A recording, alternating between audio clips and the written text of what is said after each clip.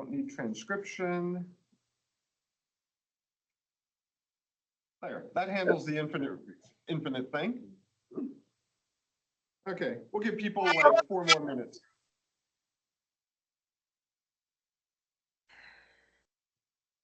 Give people 4 more minutes to kind of chime in. How is parking out there today? Oh, there's another person. And another. And another. Okay, waiting 4 minutes was a good idea. It was hard to find. It looked like the lot was about to fill up when I got here 10 minutes ago. Okay. I may have gotten the last parking spot without having to go around. See, I get here about 5:30, so I've got, you know, plenty of time to get in the room, get set up, but nobody else is here yet, so.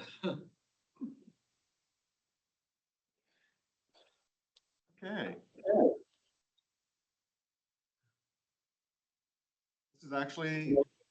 This is good. Our attendance is growing. So yeah, Bryce, we had a little craziness with losing meeting rooms and switching around and recovering. I understand. I've been there back when I was running the Bay Area meetup.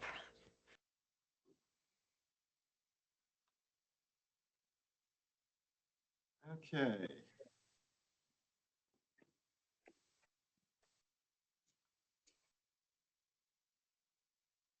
Give it two more minutes. How's that? I want to make sure we get everybody in. Then I can do, I'll do my little quick presentation thing and then I'll just hand over to you, Bryce. Okay, sounds good.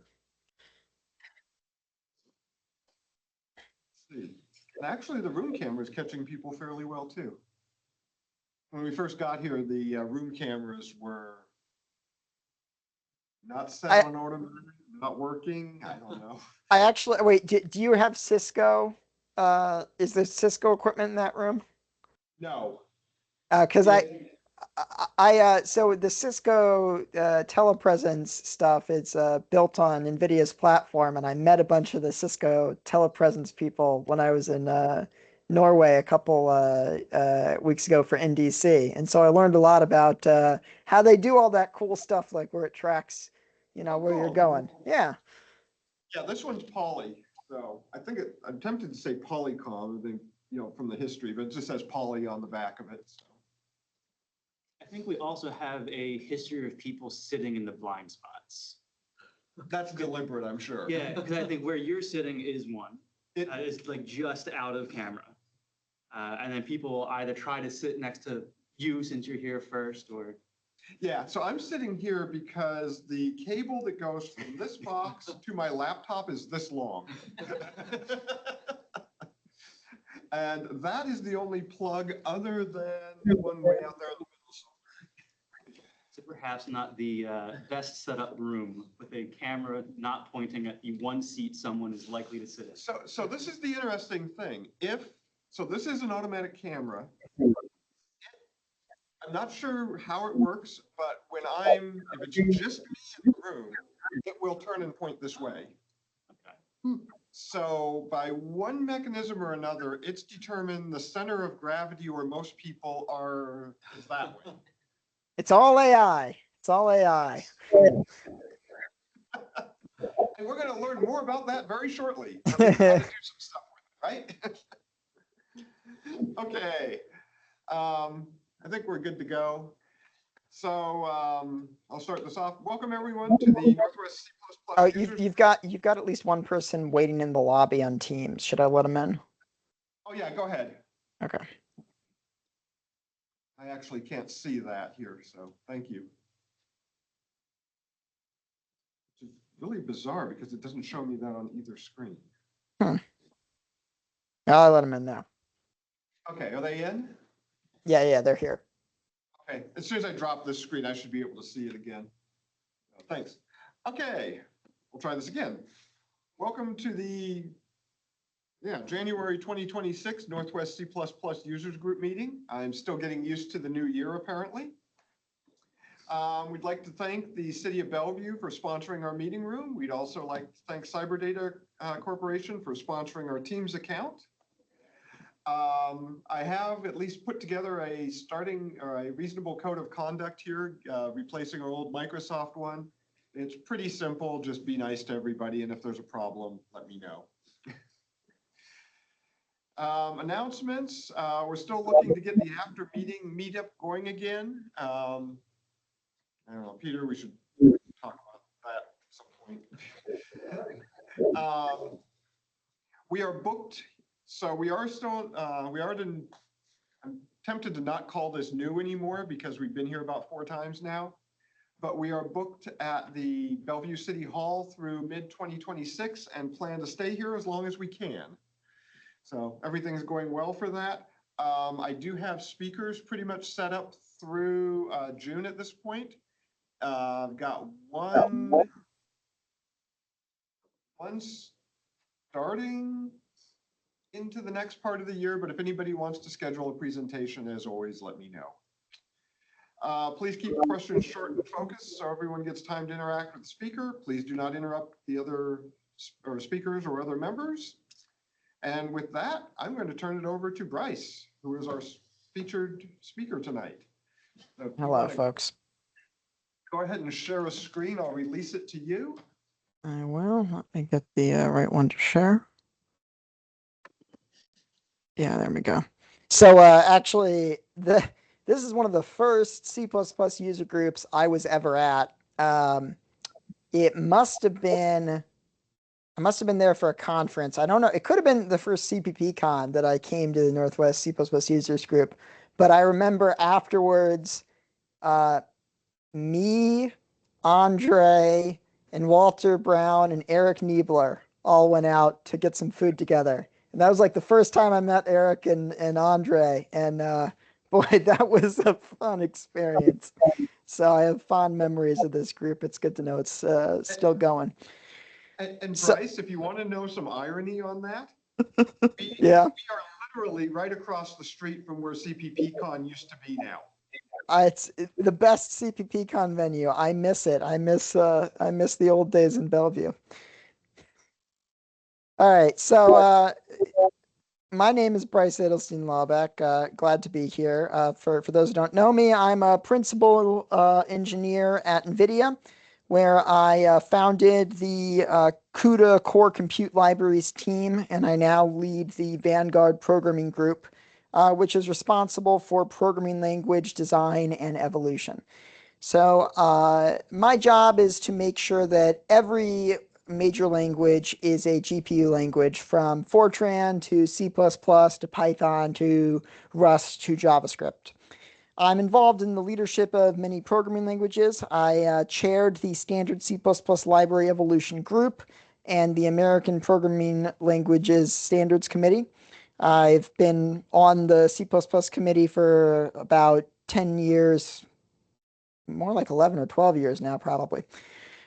So today we're going to talk about CUDA. We're going to explore the tools and best practices that you should use to write idiomatic and modern CUDA C++ code.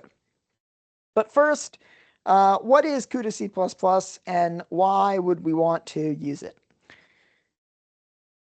On my clicker, there we go. All right, so let's talk a little bit about basic computer architecture in this AI era. So modern CPUs and GPUs are both general purpose processors that can run almost any kind of code. They differ primarily in what classes of workloads they are optimized for. CPUs are optimized for latency. They have more powerful cores and threads, but far fewer of them. They have less latency to access memory, and they have more memory available to access at the cost of substantially lower throughput. GPUs are optimized for bandwidth and parallelism. They can run hundreds of thousands of threads. Their memory latency is higher, but their memory throughput is much greater. So I often get asked, like, when does it make sense to start using a GPU? At what point will I see a benefit? You need to have a sufficient workload to benefit from a GPU. If you're trying to like add up 1,000 integers or sort 100 floats, you're not going to see a real notable speed up from parallelizing that with a GPU. Your workload is defined by how much compute you're doing per element, which we call the operational intensity, and how many elements you have, the size of your data. So a good rule of thumb is that if you're doing O in compute, if you're applying a function to each element, or if you're summing them up, you're doing something where it's like fixed amount per element, then you need gigabytes of data to see a benefit from going to the GPU. If you're doing more than O in compute, something like sorting or matrix multiplication, then you can see speedups with less data. All right, so how do we program a GPU in C++? Well, with CUDA C++ and with NVIDIA's excellent accelerated libraries. So what exactly is CUDA C++? CUDA C++ is an extension of standard C++ for writing programs that simultaneously run on CPUs, which we call hosts, and GPUs, which we call devices. So in host code, you just write regular C++, and you can use all of standard C++. And in device code, most, but not all of standard C++ is supported today. For example, you can't throw exceptions yet, although we have top people working on that. There are some restrictions about how host code and device code can interact. For example, a variable on the stack in device code can't be accessed by host code. You don't have to write CUDA C++ programs from scratch, and actually that's not recommended. There's a diverse collection of CUDA accelerated libraries that you can and should leverage. And these libraries have been carefully designed and tuned to provide speed of light performance. Before you write any CUDA C++ code, you should first check if there's a library that will work for your use case. And if there is, try it out and benchmark it. And if it delivers the sort of performance that you need, then just use it. Don't try to reinvent the wheel.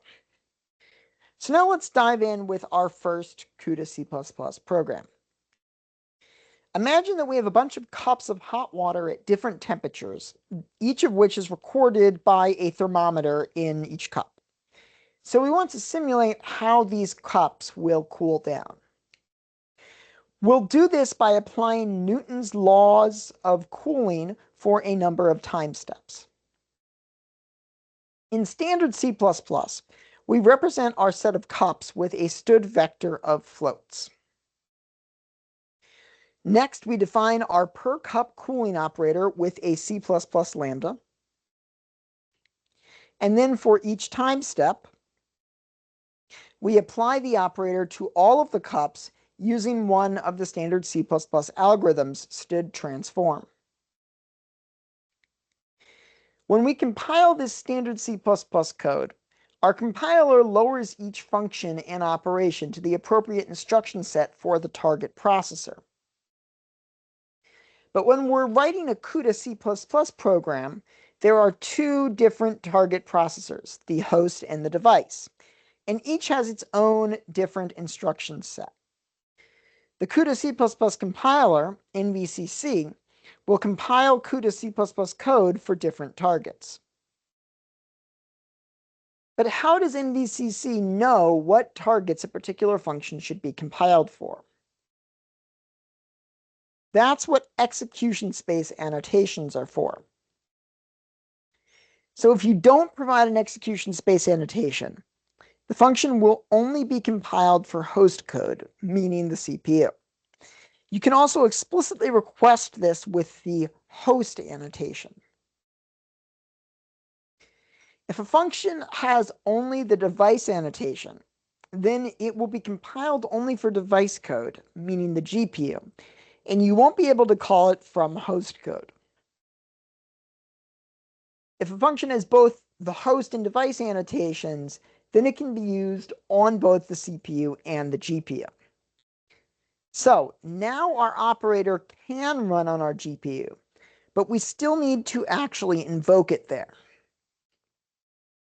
Execution of a CUDA program always begins on the host. Work must be explicitly launched on the device. Transitions between host and device are always explicit. You have to call a function that launches work on the GPU. CUDA C++ won't magically decide to run things on the GPU for you. Functions that are invoked on the device will stay on the device. You can't launch host functions from the device. Going back to our example, the work we want to launch on the device is our std transform. We can launch this on the device using thrust transform. Thrust transform does the same thing as std transform, but in parallel and on the device. It takes one additional parameter, an execution policy, which describes the user's requirements for how the algorithm can be parallelized. In this case, we're asking for the algorithm to be launched in parallel on a CUDA device. We also need to make sure the data is accessible on the device, which we can do by switching from std vector to thrust universal vector. Thrust is the C++ parallel algorithms library. Its execution policy algorithms that we just saw were adopted by standard C++ in 2017. Thrust has implementations of those standard parallel algorithms, and also a collection of extensions and additions to those standard algorithms. Thrust also has heterogeneous containers that behave like std vector, but store their contents in different kinds of memory that are accessible to different kinds of processors. Std vector's contents might only be accessible in host code. When you construct or assign to a std vector, that operation is done in serial, which can be quite slow if you're dealing with large amounts of data, as we often do when we're using GPUs. Thrust universal vector's contents are always accessible in both host and device code. So operations on thrust vectors, like construction and assignment, are executed in parallel on the device, unlike std vector operations, which are always done in serial. Thrust also has a collection of iterators that can be used in conjunction with Thrust's algorithms to compose more complex computational patterns. Standard C++ and Thrust algorithms typically iterate over sequences of objects, for example, the elements of a container. However, in numerical and scientific computing, we often want to iterate through indices instead of objects. We can do this with Thrust counting iterators.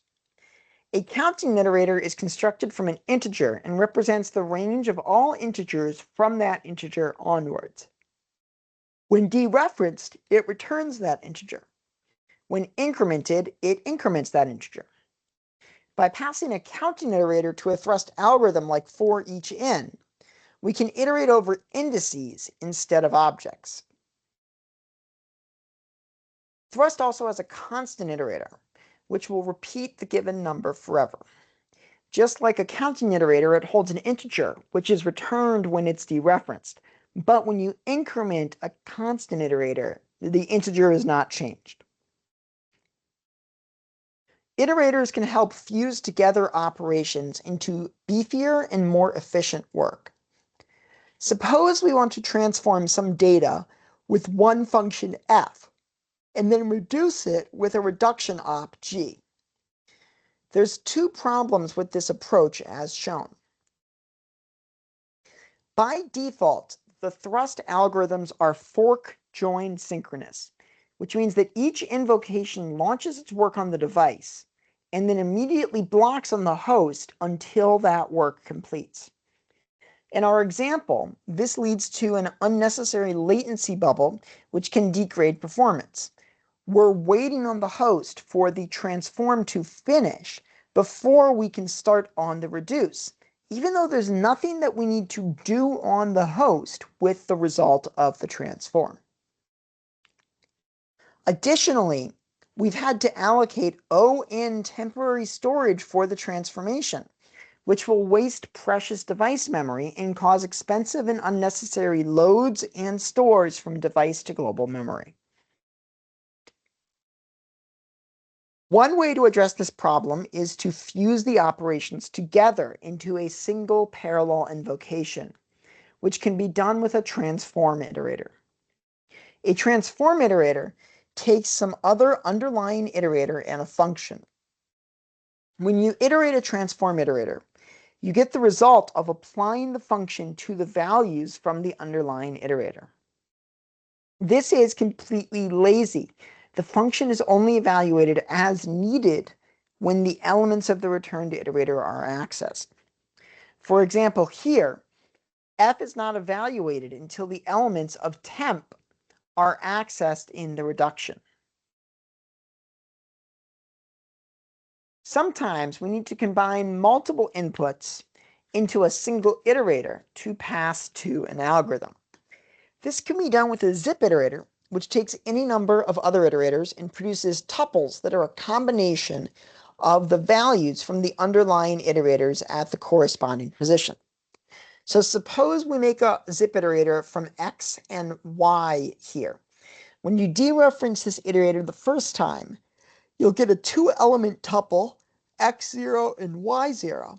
And if we increment it and dereference it again, we'll get x1 and y1. You can also use zip iterators to invoke algorithms on overlapping windows or stencils of elements. So here, we're constructing a zip iterator to the adjacent pairs of elements of x, and then applying the function f to each pair with for each n. So f will be invoked with x0 and x1, and then it will be invoked with x1 and x2, etc. until the end of the iterator. Let's look at another example that combines all of this together. So suppose we have two vectors of the same length, a and b. We want to calculate the maximum difference between corresponding elements of each vector. We can do this by first calculating the difference between each two elements, and then doing a max reduction of the absolute value of the difference. We start off with our two universal vectors, a and b. Then we calculate the differences between each two elements of a and b, storing it in a temporary vector that we've allocated. And finally, we do a reduction of the differences with maximum as the reduction operator. Now we can improve this by replacing the transform with a zip iterator and a transform iterator.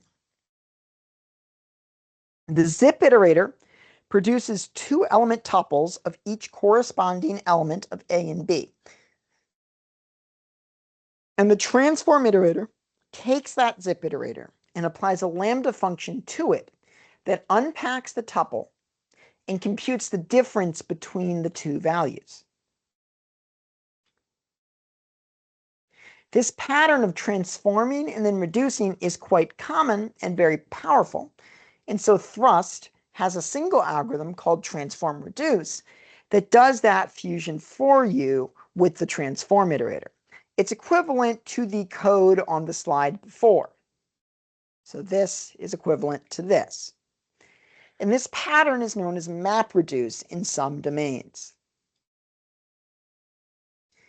We used two new facilities in this example, CUDA stood tuple instead of stood tuple, and CUDA maximum instead of stood max. These are facilities from libcu++, CUDA C++'s foundational and standard library. CUDA C++ uses your host platform's C++ compiler and C++ standard library for host code.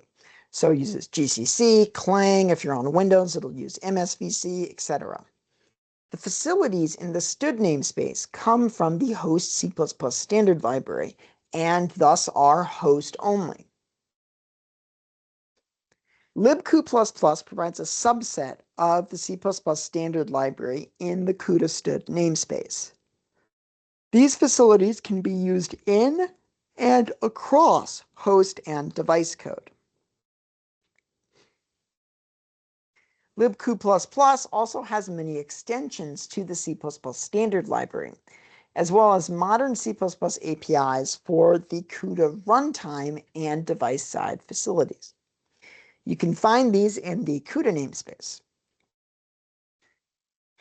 And then finally, beta features that are not yet stable are in the CUDA experimental or CUDA X namespace. So now let's take a look at one of the most popular kinds of extended algorithms in Thrust, by-key algorithms. By-key algorithms will divide the input up into contiguous groups and invoke an underlying algorithm on each group. For example, suppose we have a matrix and we want to sum each row. To use a by-key algorithm to solve this problem, we must first create a range of keys that define the groups. Each set of consecutive keys that compare equal defines a group. In our example, all of the elements in the same row should have the same key. The value of that key can be its row index, as shown here. We don't have to materialize these keys in memory. We can generate them with Thrust lazy iterators. We use a counting iterator to generate the linearized location of each element, and then we determine its row by dividing by the number of columns using a transform iterator. And again, all of that's done lazily. Next, we need some storage for the sums for each row. Then we'll invoke our by-key algorithm. In this case, we'll use reduce by key. The first parameter that it takes is the input for the keys, which will be the Thrust lazy iterators that we generated before. And then we'll have our values input, which is our matrix M. The underlying algorithm, reduce, will be applied to the values in each group. Next, we have our keys output. By-key algorithms will copy one key for each group, the first one in the consecutive sequence, to the key output range. But in our case, we don't actually need the output keys. They're just going to be the same as the index of each sum in the sums vector. You can see here, it's just 0, 1, 2, 3, 4, 5, 6, 7. So we can use a Thrust discard iterator to ignore that output. When you dereference a discard iterator, it returns a special object that does nothing when you then assign to it. Finally, we have the values output, which will be our sums vector. And that's it. We're done. We've got a nice row-wise sum here. There are a bunch of different by-key algorithms in Thrust, including reductions, scans, sorts, unique, merge, and set operations. These are particularly useful for batching up operations that you need to perform on different groups of data, which will enable more efficient parallel processing.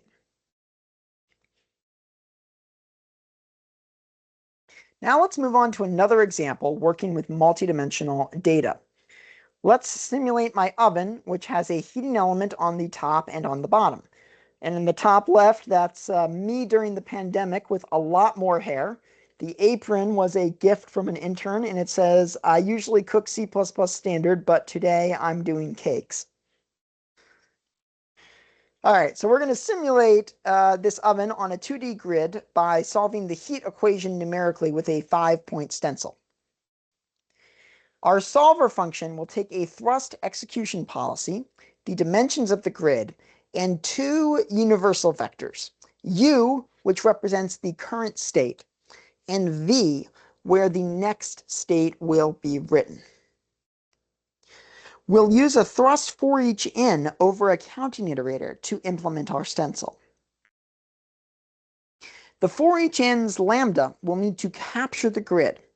However, we can't just capture the universal vectors. If we captured them by value, we'd make copies, which is obviously not what we want here. We don't want to copy this large dynamically allocated data. And we can't capture them by reference for two reasons. First, while the contents of the vectors can be accessed from the device, the vector object itself may not be in memory that the device can access. That vector object itself is really just a pointer to the true data. Second, if we capture by reference, we store an address to the vector object. And as I said, the vector object itself is just something that stores an address to the real data.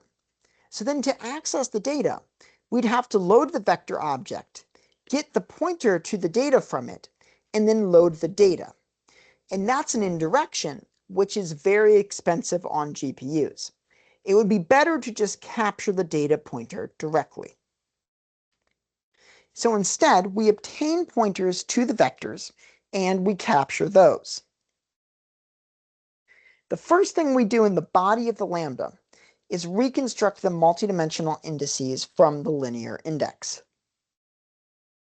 Next, we need to check if we're in the interior of the grid, in which case we need to apply the stencil.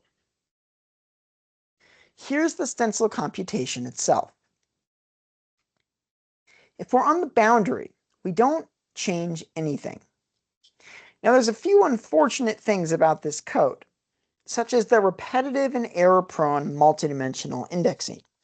What we really need here is a proper abstraction for multidimensional data. And that's what the C++ standard library's MDSpan is. It is a non-owning handle to multidimensional data. It's basically a pointer plus metadata. The layout of an MDSpan is configurable, and the dimensions can be specified either at runtime or at compile time. And copying MDSpans is cheap and trivial because you just copy the pointer, not the contents. MDSpan has a powerful slicing facility called sub-MDSpan that produces new MDSpans that view a subset of the underlying data. Let's rewrite our heat equation solver to use MDSpans. So instead of taking universal vectors and obtaining pointers to them that we can capture, we just take MDSpans, which can be captured by value and copied to the device. We also replace all of that ugly manual indexing with calls to MDSpan's index operator with the multidimensional coordinates, which is a lot cleaner and less error-prone. Now let's write a function to set up the initial state. It will take a policy and an MDSpan to initialize. We can break the grid down into three regions that we need to set.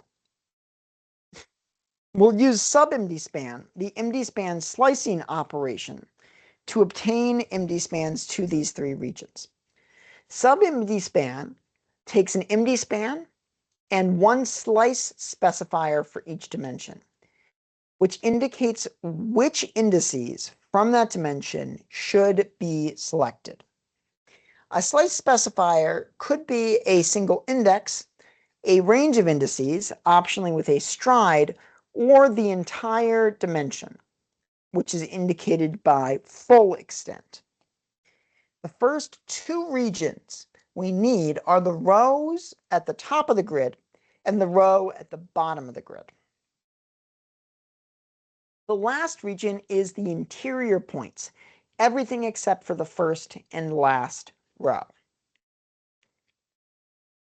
We'll set the top and bottom row to a high temperature. And we'll set the interior region to a lower temperature. Now, we'll write the time-stepping loop that repeatedly calls the solver. We'll output the state of the system periodically during the loop. After every compute step's evaluations, we'll do one output. in total, we'll do write steps times compute steps iterations. We'll start by setting up our two universal vectors and constructing empty spans to them. Then we'll initialize u with the function that we just wrote. Next, every write step will save the current state by calling some save to file function on it. And then for every compute step, we'll call our solver function with u as the input and v as the output. And then we'll set the new state from the solve as the input for the next solve by swapping u and v. Now remember, u and v are empty spans, which are essentially just pointers. So this swap just changes what u and v point to. It's just a pointer swap. It does not modify the data at all. It is not a deep copy. This always trips people up when we give this talk. So we do this because in the first iteration, we want to call the heat equation with u data and v data. And then we want to call the heat equation with v data, which is the new state, and u data, overwriting the old state and producing another new state. And then we go again to call the heat equation function with u data and v data, etc. So as we discussed earlier, the thrust algorithms are all fork join synchronous by default. So they launch the device work, and then they wait until that work has completed before they return to the caller. This introduces unnecessary waiting on the host and underutilization of the device because we can't launch the next piece of work until the first one finishes. We want to be able to overlap the latency of launching device work so that our GPU will always have work in the queue and reach maximum utilization. The latency of launching that device work is relatively high, which is why it's essential to be able to overlap it. This means we need asynchrony. And for that, we'll have to change the execution policy that we're using. The thrust CUDA par no sync policy will cause algorithms to not wait for the device work that it launches. The algorithm invocations will return immediately, and the caller will be responsible for synchronizing later. In our case, we'll need to wait on all device work every write step before we call save to file to ensure that the last compute step has completed before we begin writing. So this is a good start to making our code asynchronous. The next step is to use CUDA streams. A stream is a chain of device work that is executed in order. You can think of it like a queue. You can have thrust launch work on a specific stream by passing the stream to the on method of the execution policy. Here, we asynchronously launch a for each applying F and a for each applying G on the device. The F for each will complete execution before the G for each starts. A stream can record an event that host code can synchronize with, waiting for all work up until that event to complete.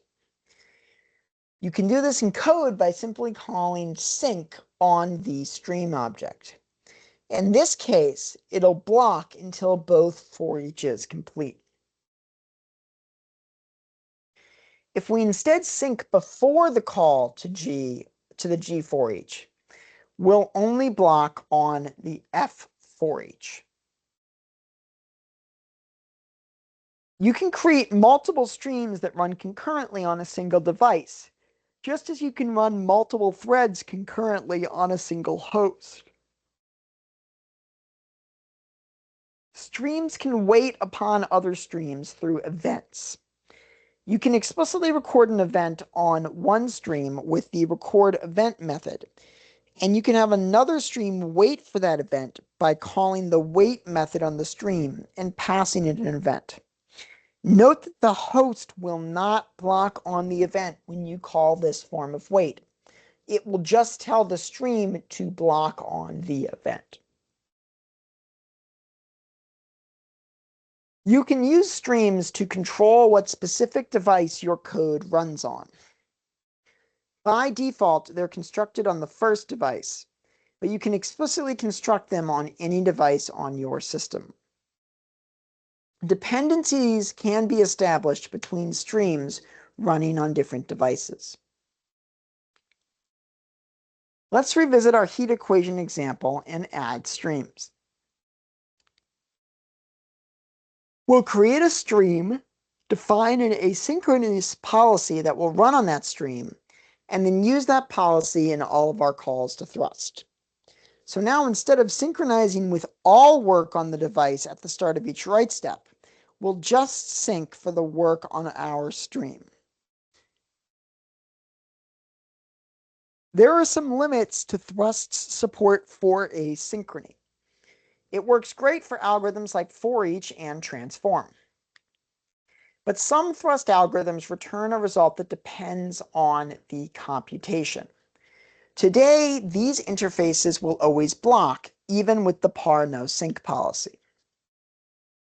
Algorithms like inclusive scan are fine.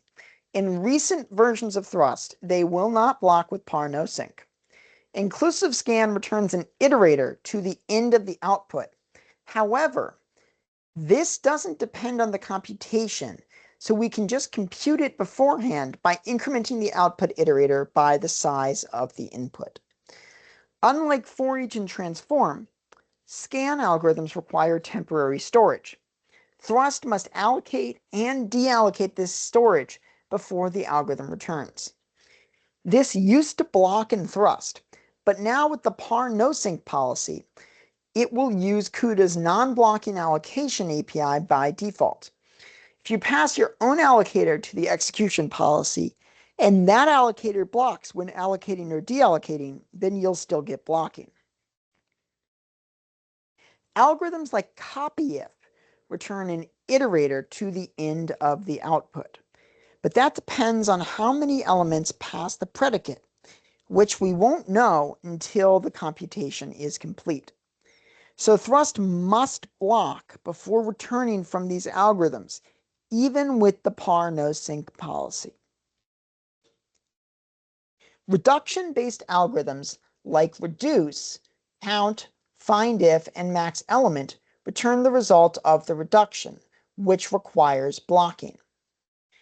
However, we've recently introduced new versions of these algorithms, such as reduce into, which returns nothing and instead takes an output iterator to which it writes the scalar result. And we're going to be adding more of these APIs like findIf into, copyIf into, etc. But if you need asynchronous versions of these algorithms, there's another lower level CUDA C++ algorithms library that we can use, which is asynchronous from the ground up. And that library is CUB, the CUDA C++ algorithm authoring toolkit. CUB provides cooperative building blocks for writing your own device-side parallel algorithms. But that's not really the focus of our talk today. If you're interested in that, there was a great talk at NVIDIA's GTC conference last year about writing CUDA C++ kernels that covers how to use CUB. But CUB also exposes device-wide algorithms that you launch from the host, just like thrust, and that's the part of CUB that we'll cover today. So as I said, CUB is a little bit lower level than thrust. We just discussed how some thrust algorithms need to allocate temporary storage, for example, reductions.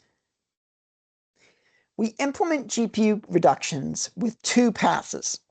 The first pass divides the input up into chunks, each of which is handled by a block of threads, which will collectively reduce the entire chunk to a single value that is stored in a temporary array.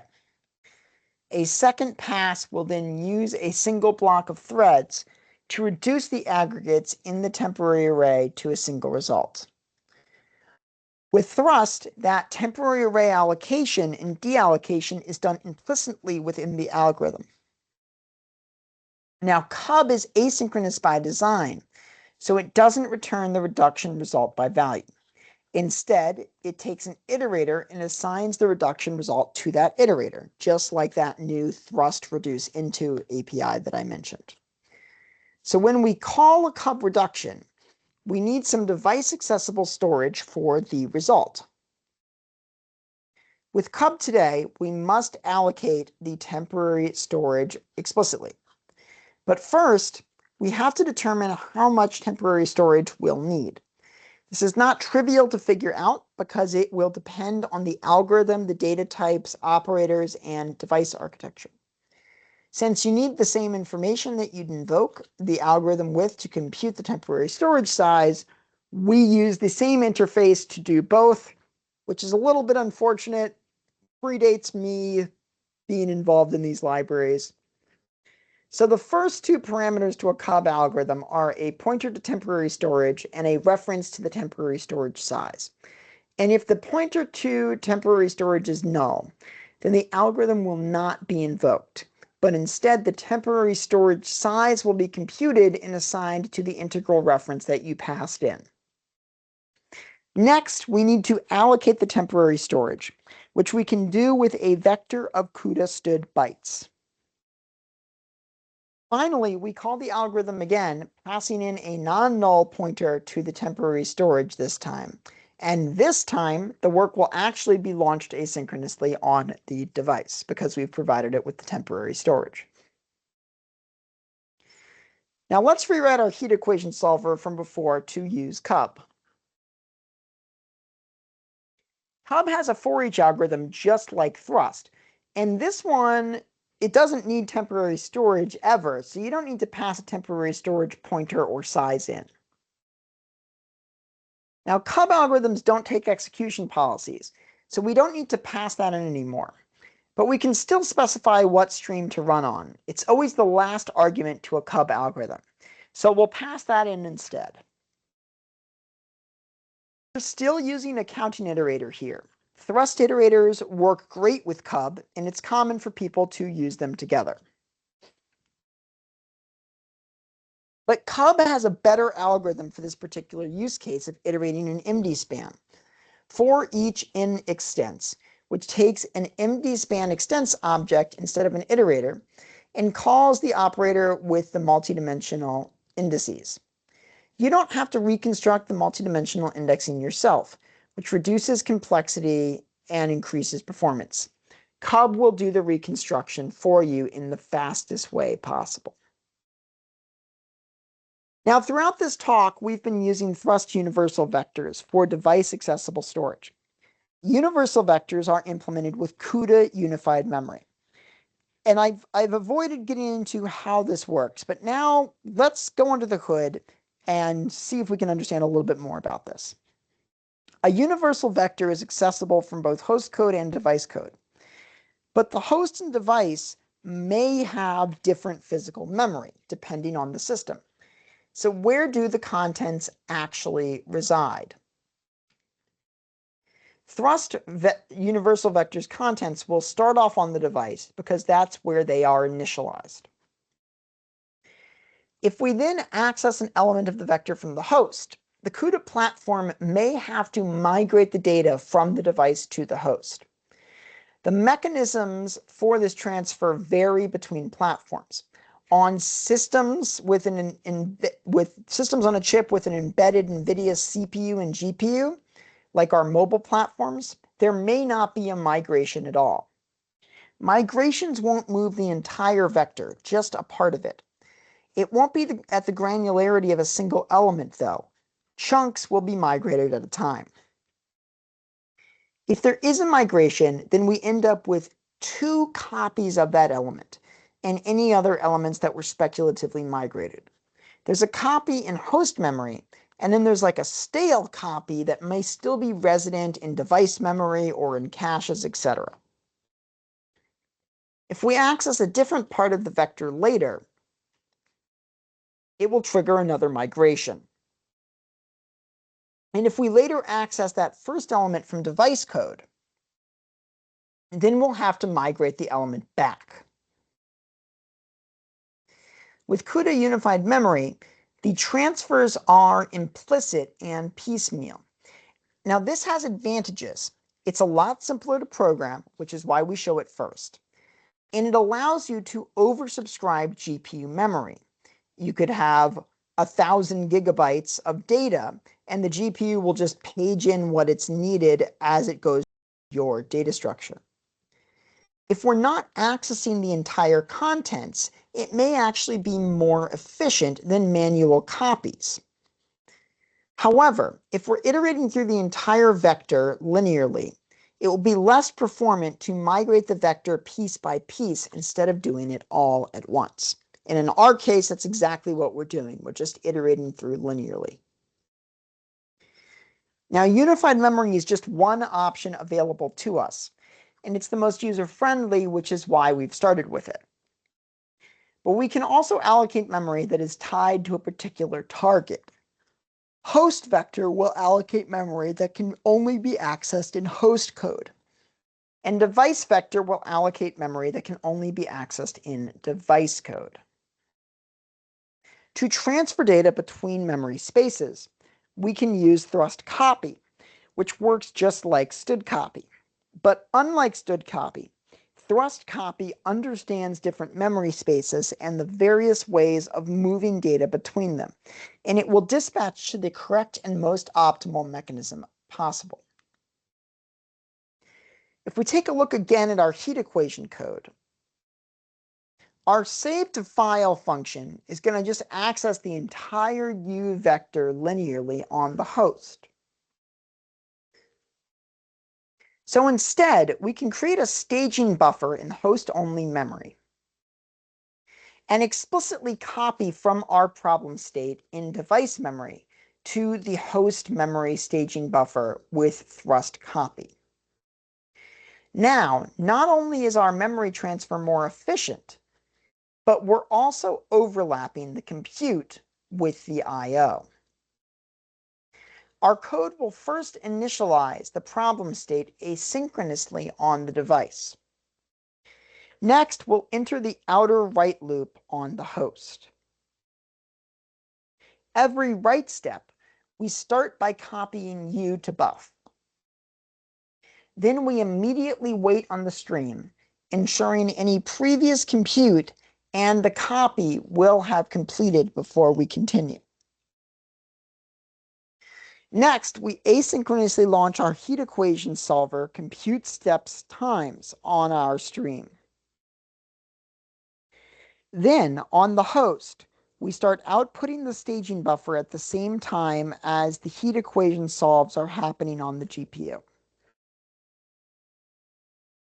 And we repeat this for every iteration of the outer write loop. Now, we've only talked about a few of the many CUDA accelerated libraries today, but there's many more to explore, including math, machine learning, data science, simulation, physics, I/O, networking, and device-side programming. If you want to learn more about what's available, we've got a full, this is from an earlier talk. We've got a full course on CUDA C++ that builds on the topics that we've covered today. We gave it in October, but there's also on-demand versions of this course, which are in one of the QR codes at the end of this talk. And during this course, you'll learn how to build a CUDA application in C++ from start to finish, the best practices and state-of-the-art for writing modern CUDA C++ code, and how to reason about performance and optimize your code with NVIDIA's profiling tools. And you can take that course right here anytime using Brev, NVIDIA's GPU Developer Cloud. You can access the course material and complete exercises on the web through Jupyter Notebooks. No installation or GPU is required. And if you click on this link, you'll get access to a Brev launchable for the course. And you should get access to 8 hours of GPU credits for free. They May need to refill those though, but if you take that link and if it doesn't work, you can send me an email and I'll send you some credits. And when you're ready to start using the GPU credits for the course, you can just click on Deploy Launchable, which will start a GPU instance for you. And if you want to learn more about GPU programming in general, there are many talks available to watch on demand from GTC 2025, NVIDIA's developer conference. You can find our open source CUDA curriculum with tutorials, notebooks, and other learning materials on our Accelerated Computing Hub on GitHub. Everything is open source, including the CUDA C++ course that I mentioned. We also have the equivalent courses for Python, pretty much everything I talked about today. You can do the same things in Python with the same performance that you'd get in native C++. And if you're interested in parallel programming, algorithm design, programming language development, Sean Parent's crazy stories about various things in his career.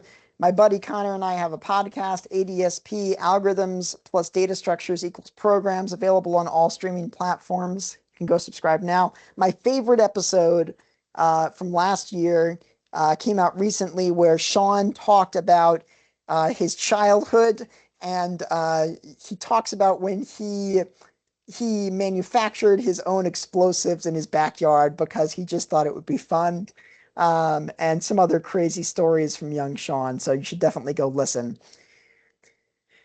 And we've also got lots of other great courses available on NVIDIA's Deep Learning Institute on CUDA and parallel programming. And if you go to this QR code, you can access our course catalog for free for the next 6 months. And there's all of the various links to all the various things that you might be interested in, except for the one for the free instructor-led course on October 22nd, which has already obviously passed. All right, I'll pause here. I'll leave those up so that you have a chance to save the QR codes, and we can take some questions. Okay, I don't know, Lloyd, if you want to moderate the questions, because I can't see whether people have hands or anything. Yeah, so I just turned the mic on for the room. Hey, Bryce, you're gonna be able to send me the slide deck as well, right? Yeah.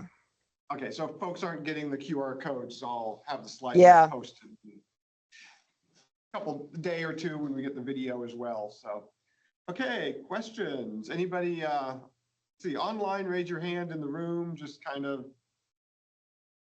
and I'll kind of try to corral everybody to Bryce. Yeah, I see there's a question online. Go for it, George.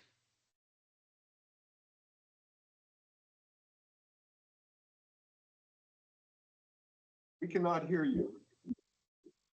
Your mic is showing as on.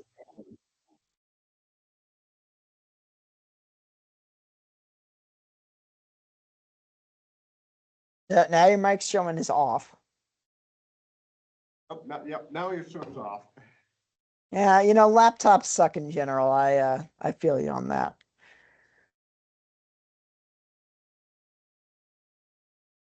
Oh, hi, Andrew's here. Andrew Lumsdane's here. Hi. Yeah, the Hey, Bryce, you were just PowerPoint will talking be about, I was posted. just talking about you with Hartmut a couple days ago, actually. So, Oh, how's he doing? Raj I is haven't seen great. him in a while. What are you up to these days? Are you still at were you at PNNL? Yeah, I was at, well, PNNL and then dual appointment at UW. I've been taking a few years off to see what the startup database AI world is like. It's a fun world to be in these days. Yes, it is. All right. Of course, I think All we're right. all going to be out of jobs soon because I just started programming with coding agents too.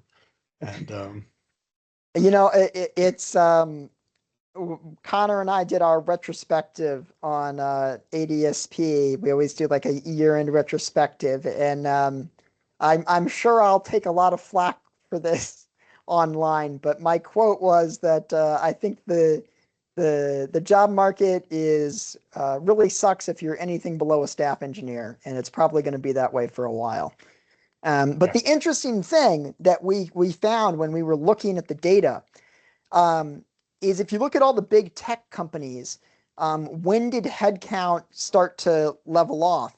It was 2022 that hiring sort of peaked. And if you go back and look at like 2022, 2023, that was too early. Like there's no way that executives at all the big companies in 2022 and 2023 saw the writing on the wall on AI, right? Right. Like people didn't realize what it was going to be then. So like what was it that drove the tech hiring to like, to dry up in that period? And I think it's a combination of things. One, companies have to deploy capital to invest now in like now software is this big capital intensive investment. Two, there's a lot of uncertainty in the world. 2021, 2022 was when there was the last sort of tech pullback. And so I think that's part of it. And then the last thing, my other theory is that companies are just getting results these days with smaller workforces, that in this AI economy, you don't need 1,000 software engineers. What you need is you need the 10 software engineers who really know how to go and deploy AI systems and technologies in whatever your industry and field is. And that makes for a very tough job market. Yeah. Well, it gladdens my heart because it means mature developers have a Yeah. place, experienced developers, Yeah. Yeah.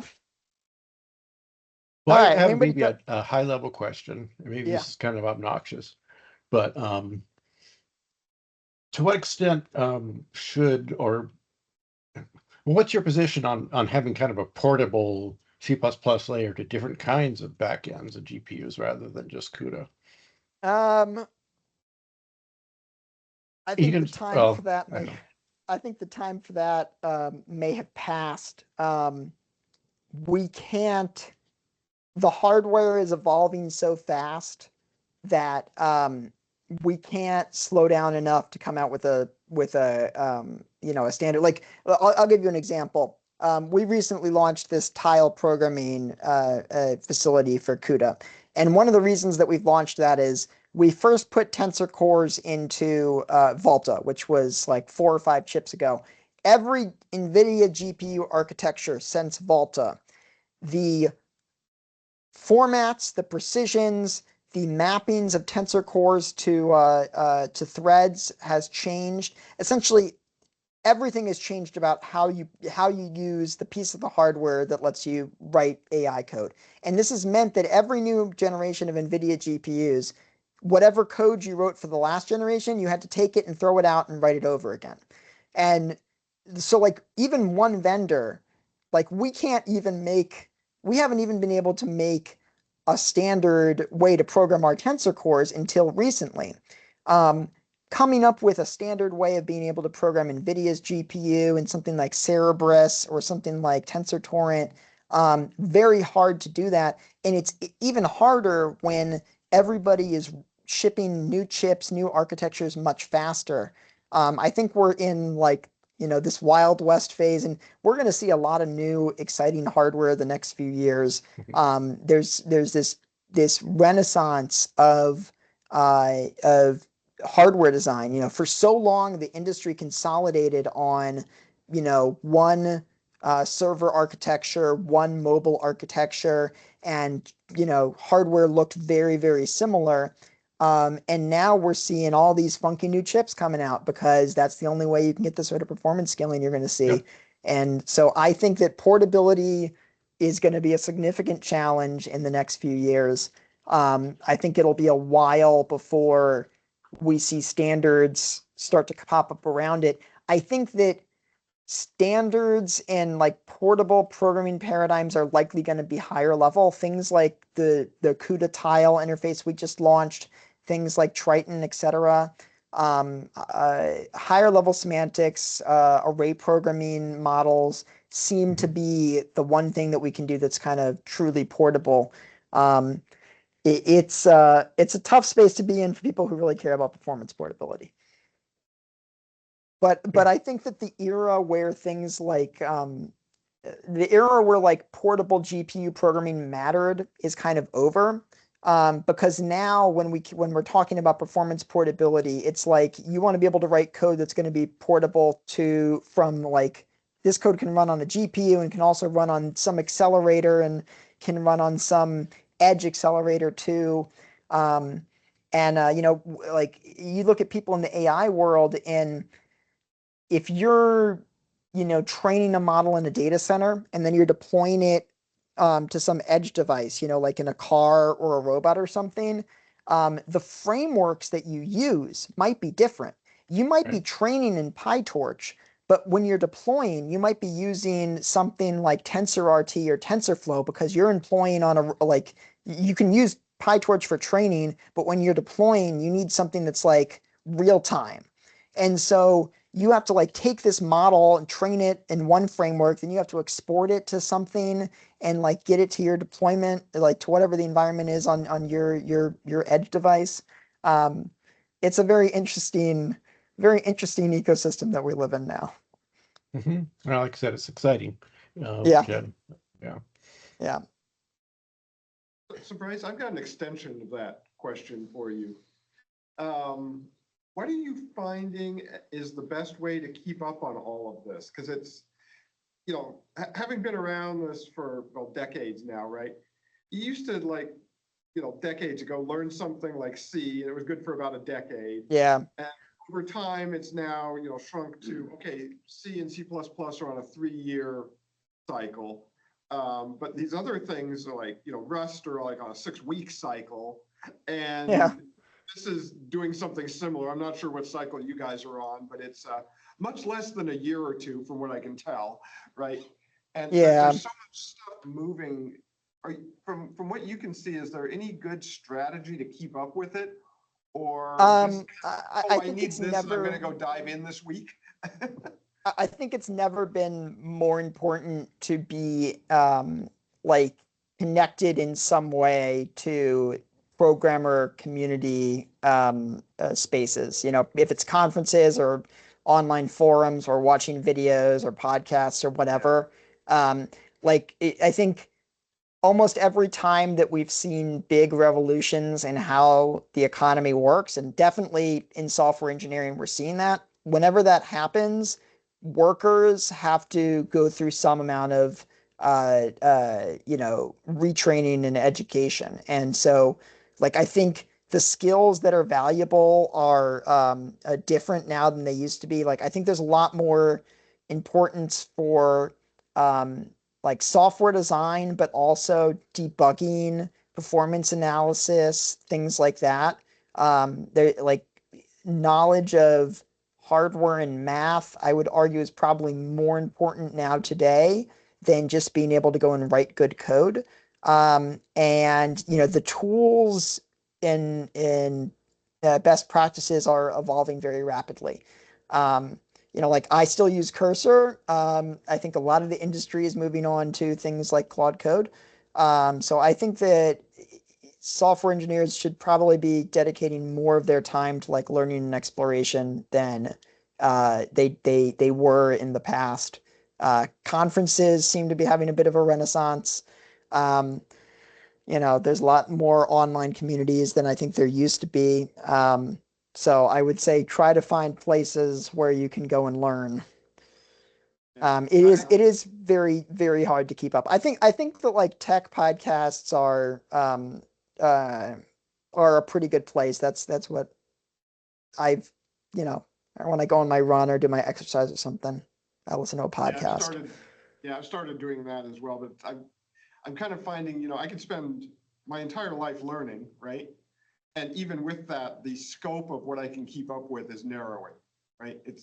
I haven't found a way to just simply learn more faster. I don't know that necessarily. That keeps up. Let's put it that way. I don't know that it's necessarily essential for people to keep up with all of the developments that are going on in the AI world. I do think that everybody should learn how to use AI tools in their software development workflows. But that's you don't need to keep up to date with everything that's happening necessarily. Yeah. Oh yeah. You can't. Yeah. It's I could spend my entire day doing that and I'd get nothing else done, including going Yeah. for a walk. So, yeah, it's an interesting problem that I've noticed over the past decades is just getting more and more intense. Yeah. Yeah. You know, and AI helps with it to a certain degree, right? I can go ask AI to, hey, could you help me with this, right? Because I don't know it. It can guide me to a Yes, certain degree, but it I doesn't almost get you the always depth. defaults to that. Yeah. Yeah, I mean, I don't know about other people, but like I almost always default to if I don't know something, I go and like ask some model. Mm-hmm. Yeah.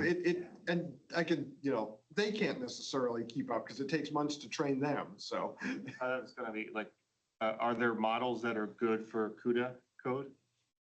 It's actually very interesting that you ask that. Uh, a year or two ago, like if you evaluated the state of the art models on writing CUDA kernels, um, uh, like 20% of like out of some benchmark that they ran, like 20% of the tests like would compile, and like 10% of those would actually run, and like 2% of them would run fast. So there's this community called GPU Mode, which is a Discord community, and it's people who write like high performance CUDA kernels for AI.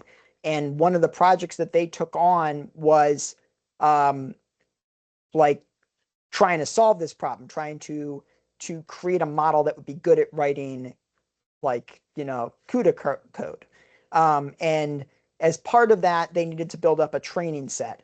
And so what they actually do to build up the training set is it's a community of CUDA kernel hackers. And so they have coding competitions every couple of weeks of who can write the best CUDA kernels.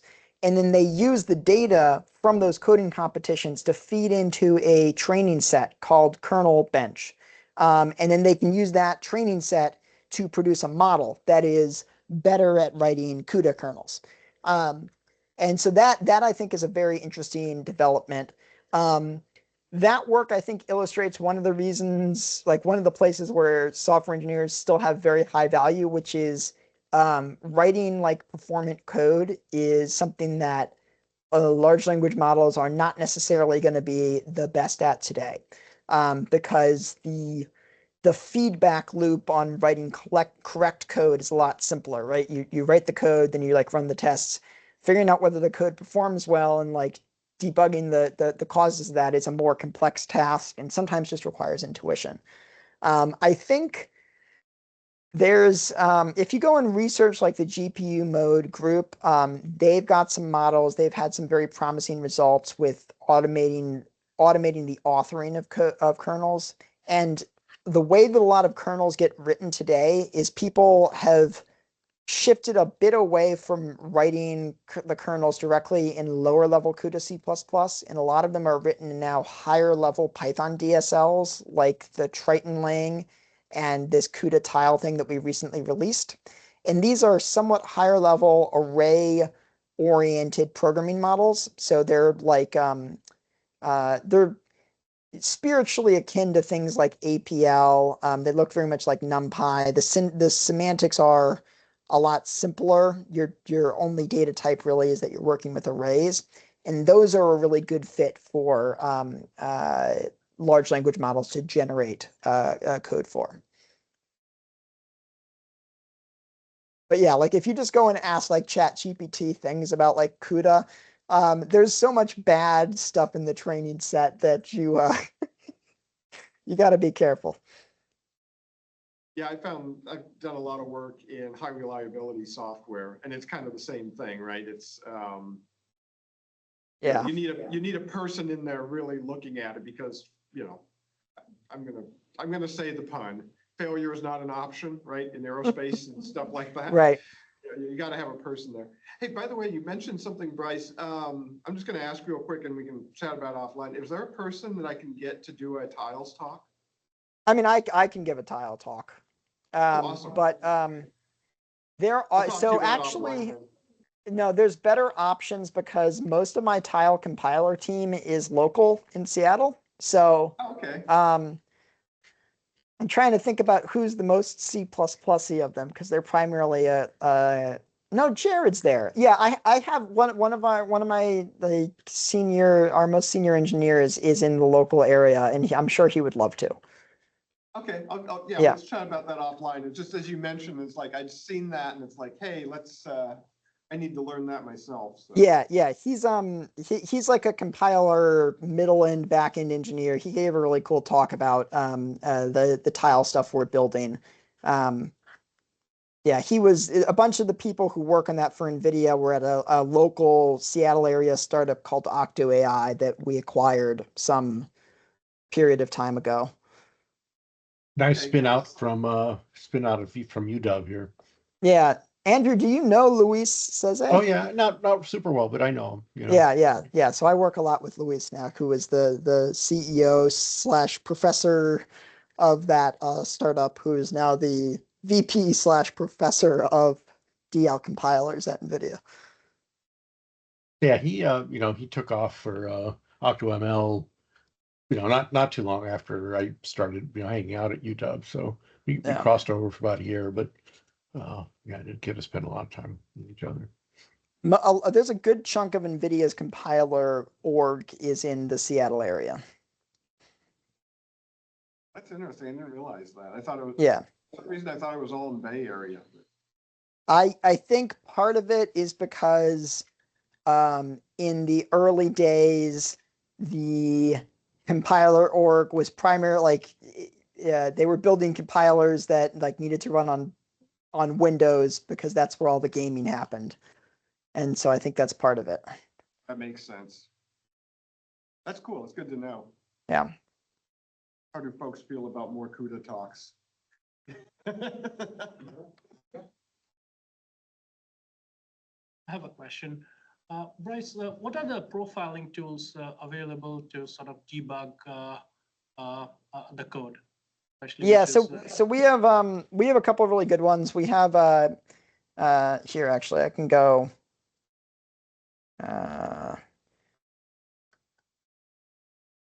we have one called Insight and one called or our overall suite is called Insight, and there's one that's called Insight Systems, which is like a system level profiler, shows you like a timeline view, and then there's one called the Insight Compute that gives you very detailed information about a particular like kernel.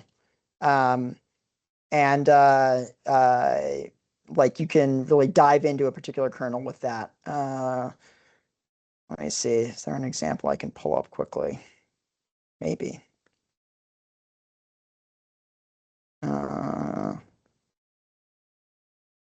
Here, let me share a different screen. It'll have to be Python because the C++ ones will require.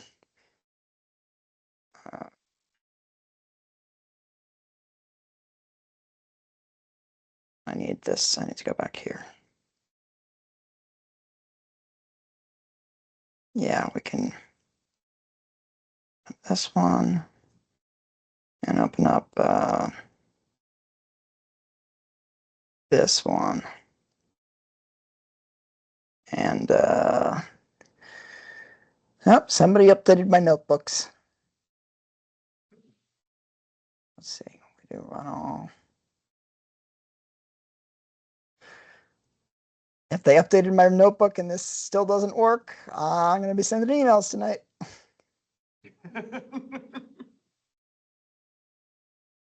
What happens when you give people access to your code?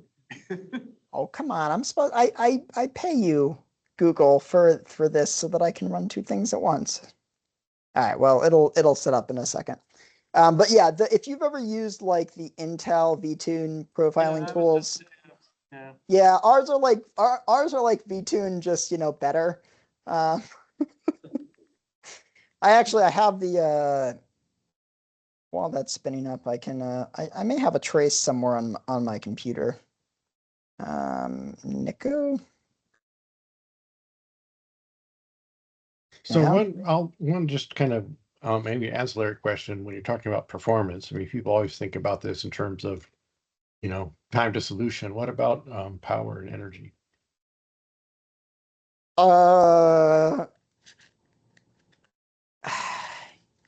It's a good question. We have metrics in the kernel profiler for this. I think that the mobile chip people have like their own thing for that. They have their own um, they have their own profiler for the systems on a chip, and I think that that has like its own thing specifically for power utilization. Like this is what the kernel profiler looks like. And if we go open up this, let's see, we'll search for NICU.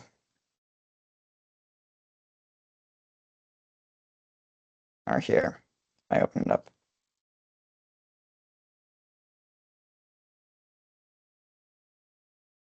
So this one, I just profiled like one kernel, and it gives me a bunch of stuff here, like a bunch of metrics and whatnot, and it gives the what are called rules or recommendations, where like it's basically some sort of heuristic system where it attempts to recognize like common pitfalls or problems. Like this one here, it complains about uncoalesced global accesses. This is part of like an exercise that we do in one of our trainings to teach people about how to access memory efficiently on the GPU.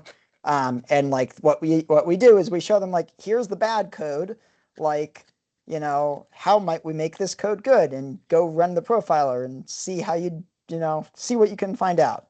And if they go and run it through the profiler, the first thing that pops up is this thing where it complains that, oh, you have these uncoalesced global memory accesses. And if you go click on the link there, it brings you to the parts of the docs that explain the thing that would give you the insight about, oh, okay, well, I'm doing the wrong thing in the code. And it also has, let me see if we can go to details. If I go down to this one, it has this awesome chart here, this memory chart that shows you where in your system your memory bottleneck is. So you can see right here, you see a lot of red here so there's a ton of memory traffic between the L2 and global memory, which is bad. Like we're not getting a lot of hits. We have a very low hit rate in the L1 cache, which is the fast cache. So we're accessing memory in a very inefficient way. We're like going through memory with very large strides, and that's leading to a lot of cache misses here. And there's just a ton of traffic between global memory and L2.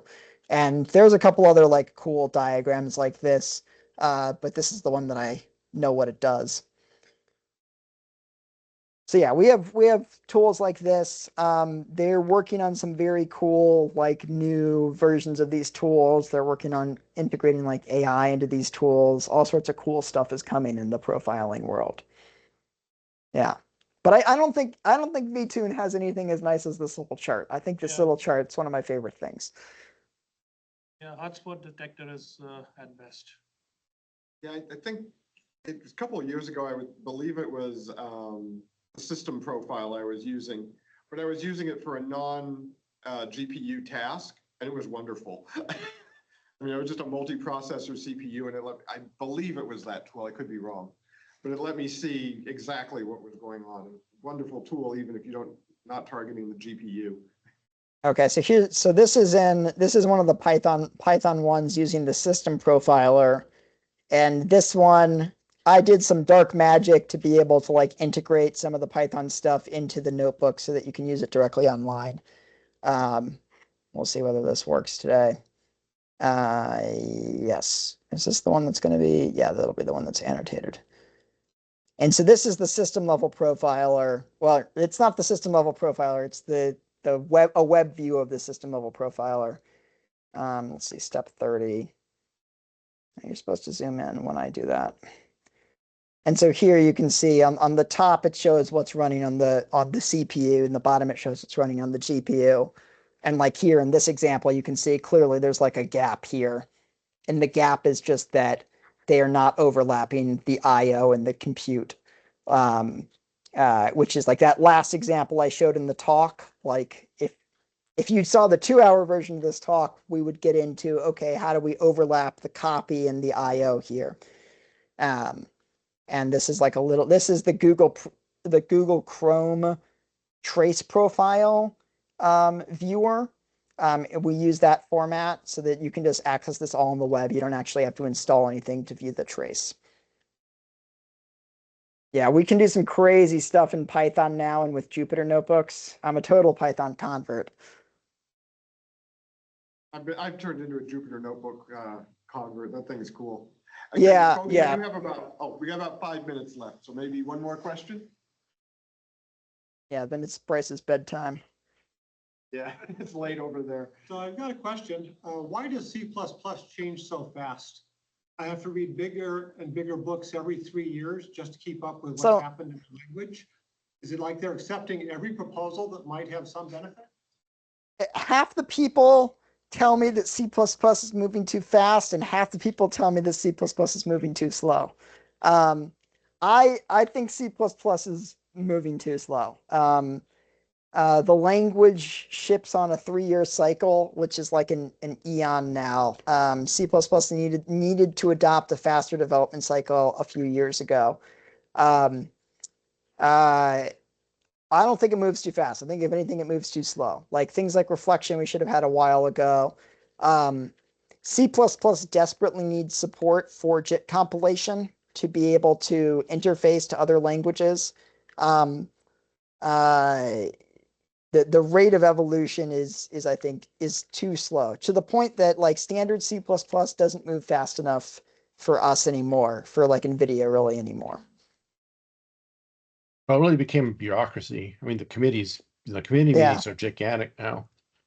I mean, if I want like some new feature in C++, I can just like text Sean Baxter and he'll have it like implemented in like a week or two. And it takes the committee like 3 years to ship reflection. Yeah, there's a lot of bureaucracy, unfortunately. But yeah, I mean, it's the language is growing, and it's a problem for older languages because the only way to keep up to date is to keep like adding stuff. It's very difficult to remove stuff. And so I think as languages grow, they naturally just like add complexity on, and they don't tend to shed a lot of baggage. So I think C++ has this problem worse than other languages because C++ is so committed to backwards compatibility. You know, where do we go from here? I think it's hard to say. I do think we'll continue adding major features to C++, but I think the rate might slow a bit because there's only like so much that you can add. Yeah. But it is always interesting that half the people it's too fast, half the people it's too slow. Actually, if it shipped faster than every 3 years, then maybe your books would be smaller because you get them in more increments. Yeah, there you go. Well, there's also a difference between language and library, right? I mean, I think the language itself is kind of slowed. I mean, we had concepts and then for whatever reason, libraries take a long time to get accepted. Yeah. And we might be into diminishing returns for some of those as well. Yeah. This has been the first year in a long time where I just today I had a meeting where we were talking about something relating to C++ compilers, and I told people 2 or 3 times it's not important whether or not this thing can be standardized. Like we need the thing. We need this thing. Don't worry about whether it's something that can go into standard C++. I just need it in our C++. And that's a big difference. Okay, on that note, we are at time. So let's all thank Bryce. Great presentation. And by the way, just for a note, Bryce is on the East Coast, so it's 11 o'clock his time. So thanks for staying out. My pleasure. I'll see y'all around. Yep, thanks again, Bryce. I'll catch up with you in a bit. Bye. Okay, thanks everyone.